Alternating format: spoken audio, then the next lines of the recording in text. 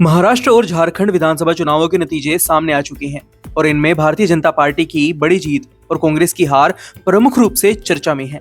इन परिणामों पर कांग्रेस की ओर से पहली प्रतिक्रिया आई है, जिसमें पार्टी ने हार के कारणों और संभावित धांधलियों पर सवाल उठाए हैं। महाराष्ट्र में भाजपा के नेतृत्व वाले महायुति गठबंधन ने बहुमत हासिल करते हुए बड़ी जीत दर्ज की। इसके विपरीत कांग्रेस और महाविकास अघाड़ी के अन्य घटक दलों को करारी शिकस्त का सामना करना पड़ा। कांग्रेस नेता जयराम रमेश ने महाराष्ट्र के नतीजों पर सवाल उठाते हुए कहा कि चुनावों में लेवल प्लेइंग फील्ड यानी समान अवसर को बिगाड़ा गया है। रमेश ने यह भी कहा कि ये परिणाम अप्रत्याशित हैं और इन पर गहराई से विश्लेषण की आवश्यकता है।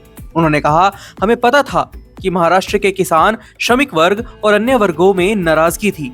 हमने इन मुद्दों को उठाया भी, लेकिन परिणाम इसके विपरीत आए। कांग्रेस ने हार को केवल चुनावी असफलता नहीं माना, बल्कि इसे सुनियोजित साजिश करार दिया। पार्टी ने चुनाव आयोग की निष्पक्षता पर भी सवाल उठाए।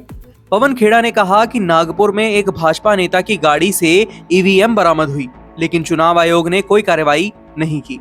पार्टी ने यह भी आरोप लगाया कि ईवीएम में अनियमितता और वोटिंग प्रतिशत में असामान्य बढ़ोतरी जैसे मुद्दों पर आयोग ने चुप्पी साध ली है।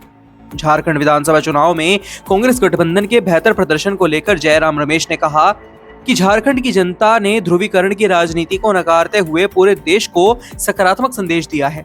भाजपा ने इस चुनाव को केवल घुसपैठ के मुद्दे पर लड़ा, लेकिन जनता ने इसे सिरे से खारिज कर दिया। कांग्रेस ने स्वीकार किया कि महाराष्ट्र में पार्टी के लिए यह हार बड़ा धक्का है। जयराम रमेश ने कहा कि पार्टी अब संगठन को मजबूत करने पर ध्यान देगी। उन्होंने कहा कि हमने अतीत में भी हार देखी है, लेकिन कांग्रेस का एजेंडा और सिद्धांत स्थिर है। हम सामाजिक और आर्थिक मुद्दों को उठाते रहेंगे।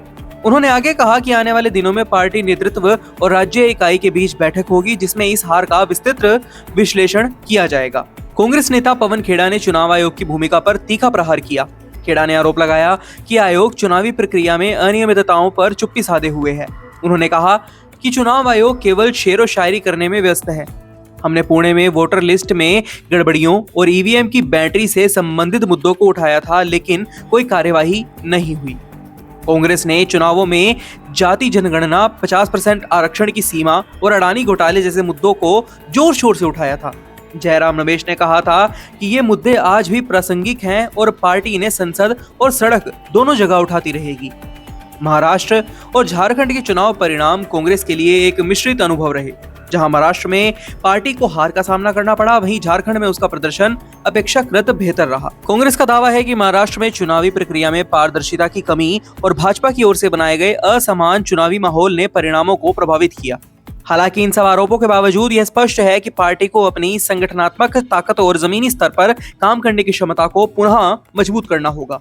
अगले चुनावों में कांग्रेस के लिए चुनौती केवल भाजपा को हराना नहीं, बल्कि अपनी नीतियों और नेतृत्व में जनता का विश्वास वापस हासिल करना भी रहेगा। वहीं इस पूरी खबर पर आपकी क्या राय है, हमें कमेंट बॉक्स में जरूर बताइएगा। फिलहाल के लिए इतना ही। एक बार फिर से लौटेंगे एक नई अपडेट के साथ।